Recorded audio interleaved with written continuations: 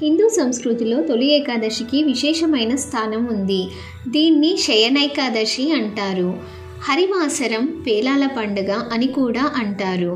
తొలి ఏకాదశి సందర్భంగా ఈ పండుగ విశిష్టత, పూజా విధానం గురించి తెలుసుకుందాం. ఒక ఏడాదిలో 24 ఏకాదశులు వస్తాయి.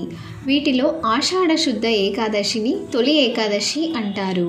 పురాణాల ప్రకారం శ్రీ మహావిష్ణువు క్షీరసాగరంలో శేషతల్పంపై 4 నెలల పాటు శయనిస్తాడు. అక్టోబర్ లేదా నవంబర్ నెలల్లో వచ్చే ప్రబోధిని ఏకాదశి రోజు ఆయన తిరిగి మేల్కొంటాడు. ఈ 4 నెలల్ని చాతుర్మాసాలుగా వ్యవహరిస్తారు. తొలి ఏకాదశి నుంచి 4 నెలల పాటు చాతుర్మాస దీక్షను ఆచరిస్తారు. ఈ 4 నెలలు స్వామివారు పాతాళ లోకంలో బలిచక్రవర్తి వద్ద ఉండి కార్తీక పౌర్ణమి నాడు తిరిగి వస్తాడని పురాణ గాథ ఒకటి ప్రాచుర్యంలో ఉంది.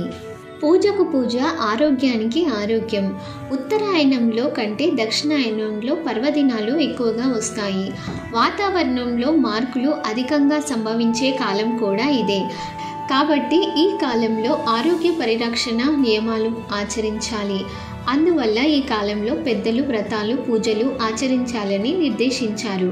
అంటే తొలి ఏకాదశి ఉపవాస దీక్ష ఆరోగ్యపరంగాను మనకు మేలు చేస్తుందన్నమాట. ఏకాదశి రోజున ఉపవాసం ఉండాలి. ఆ రోజు రాత్రంతా జాగరణ చేయాలి.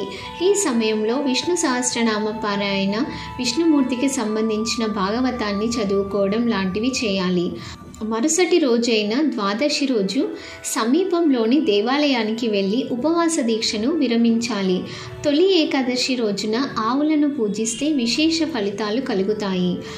తొలి ఏకాదశి రోజు పేలాల పిండిని తప్పక తినాలని పెద్దలు చెప్తారు. పేలాలు పితృదేవతలకు ఎంతో ఇష్టమైనవి.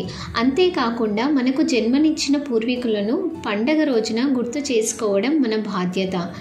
వాతావరణ పరిస్థితుల్లో మార్పు వచ్చే కాలం కాబట్టి మన శరీరం ఆరోగ్యపరంగా అనేక మార్పులకు లోనవుతుంది.